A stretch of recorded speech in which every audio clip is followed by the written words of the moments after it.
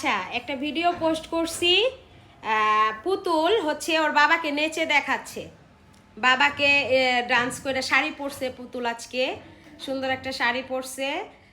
তারপরে শাড়ি পরে একটা গানে ভিডিও করছে, মা মেয়েরা করতেছে অনেক। তো পুতুলের বাবার সামনে নেচে একটু দেখাচ্ছে, বাবার হাত ধরে একটু ঘুরছে। এই ভিডিওটা প্রচুর প্রচুর প্রচুর পরিমাণ ভাইরাল হয়েছে। ওখানে অনেকে কমেন্ট করতেছে যে বাবা নায়ক, মেয়ে নায়িকা।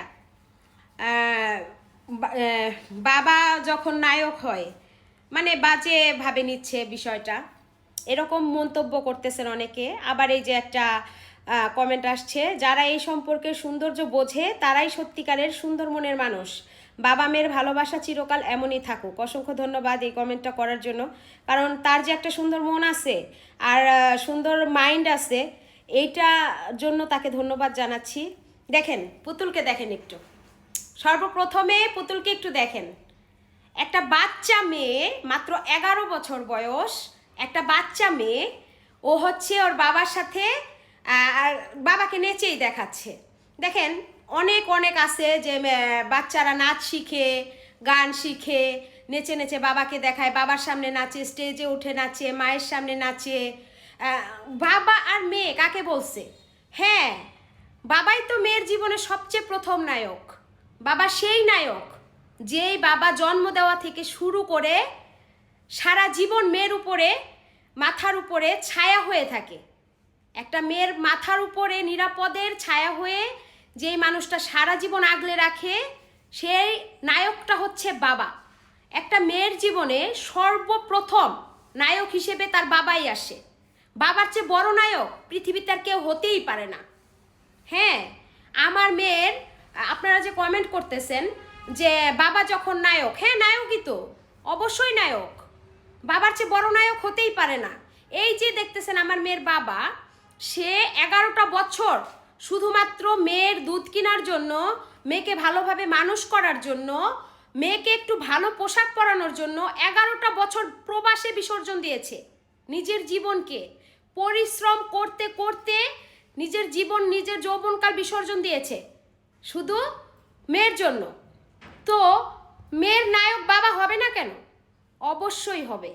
ঠিক আছে, মাইন্ড আপনাদের যে এত এত নিচু, মাই গড, মানে কি বলবো। বাবার সামনে মেয়ে নাচতেই পারে। মেয়ের সবচাইতে আনন্দের জায়গা প্রকাশ করার জন্য, যে কোনো আনন্দ কিছু বলেন, যে কোনো খুশি বলেন, যে কোনো কিছু মেয়েরা কিন্তু মায়ের কাছে প্রকাশ করতে এতটাও পছন্দ করে না যতটা পছন্দ করে বাবার কাছে প্রকাশ করতে। কারণ আমরা মায়েরা যখন তখন একটু অন্যায় করলে, একটু ভুল করলে আমরা মায়েরা বকি, মারি, শাসন করি, সব সময় হচ্ছে কথা শোনাই বাচ্চাদেরকে। এই জন্য বাচ্চারা সব সময় মায়ের চাইতে বাবার সাথে শৌখিনতা বেশি করে এবং বাবাকে বেশি ভালোবাসে, বাবার সাথে সব কিছু মন খুলে শেয়ার করে। হ্যাঁ, এই যে আমার মেয়ে, ছোট একটা বাচ্চা, দেখেন ও ফ্রক পরে আছে। আজকে ও ফ্রক পরছে। ও হচ্ছে মাত্র 11 বছরের একটা বাচ্চা, ও শাড়ি পরেছে।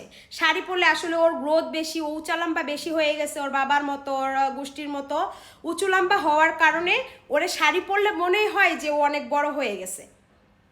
আপনাদের চোখ কোথায় থাকে? আর যদি বড়ও হয়ে যায়, যদি 17-18 বছর বয়সও হয়ে যায়, তবু তার বাবার কাছে সে তার মেয়ে, তার ভালোবাসার একমাত্র সন্তান। ঠিক আছে, আর মেয়ের কাছে বাবারা নায়কই হয়। একটা মেয়ে সব সময় তার বাবাকে নায়কের মতোই দেখে, যে আমার বাবা সবচেয়ে সেরা, আমার বাবা সবচেয়ে ভালো, আমার বাবা সব সময় আমাকে আগলে রাখে, আমার বাবা পৃথিবীতে সবচেয়ে বেশি আমাকে ভালোবাসে। এটা প্রতিটা মেয়েরই মনের কথা। আর একটা মেয়ের সর্বপ্রথম তার জীবনের নায়ক হচ্ছে তার বাবা। হ্যাঁ, বাবা নায়ক, আমি বলছি বাবা নায়ক। আমার মেয়ের জীবনে সর্বপ্রথম নায়ক হচ্ছে আমার মেয়ের বাবা।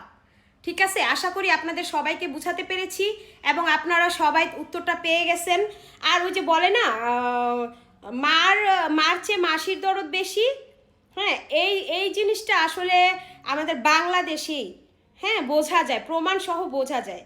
ঠিক আছে, আপনারা এত বেশি মাথা ঘামাবেন না আমার মেয়েকে নিয়ে। এত বেশি মাথা দয়া করে আপনাদের ঘামাতে হবে না। আপনাদের আমার মেয়েকে নিয়ে যদি এত মাথা ঘামান, আপনাদের পরিবারকে নিয়ে কখন ঘামাবেন? আপনাদের বাচ্চাকে নিয়ে কখন চিন্তা করবেন? হ্যাঁ, আপনার আপনাদের এত ঘামাতে হবে না তো। আরেকজনের বাচ্চা, আমাদের বাচ্চা, আমার মেয়ে, আমার সন্তান, সে কিভাবে বড় হচ্ছে, কিভাবে বড় করছি, সে কিভাবে লেখাপড়া করবে, কোথায় বিয়ে দিব, বিয়ে দিচ্ছি না কেন, এত বড় হয়েছে এখন বিয়ে দেওয়া উচিত কেন ভাই? মেয়েটা তো আমার, আমি কষ্ট করে জন্ম দিয়েছি, আমি কষ্ট করে বড় করেছি, এখন আমার মেয়ের ভবিষ্যতের চিন্তা আমি করব। আপনারা কেন, কোত্থেকে আসছেন ভাই? উইরা উইরা উইরা কোত্থেকে আসেন আপনারা? হ্যাঁ, এত চিন্তা কেন আর একজনের বাচ্চাকে নিয়ে? নিজের বাচ্চার কথা চিন্তা করেন না?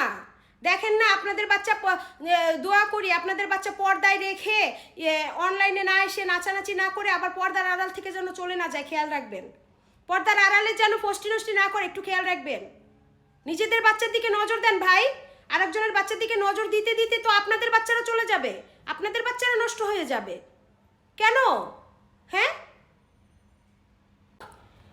যারা বাজে কমেন্ট করতেছেন তাদের উদ্দেশ্যে একটা কথাই বলবো, একটু ভেবেচিন্তে কথা বলবেন। আপনাদের ফ্যামিলিতে হয়তো এসব হয়ে থাকে, এই জন্য অন্যদেরকে নিয়ে সেম ভাবনাটাই ভাবেন, বুঝছেন? একটা কথায় আছে, যে যেমন চরিত্রের সে কিন্তু অন্যকে ওই চরিত্রেরই মনে করে। ঠিক আছে, যাই হোক, আমার কথায় যদি কারো কষ্ট লেগে থাকে ক্ষমা দৃষ্টিতে দেখবেন, ঠিক আছে? মানে আপনাদের কমেন্টগুলো এত এত বাজে ছিল, যেটা মানে এভাবে না বললেই পারতাম না। সো সবাই ভালো থাকবেন, আল্লাহ হাফেজ।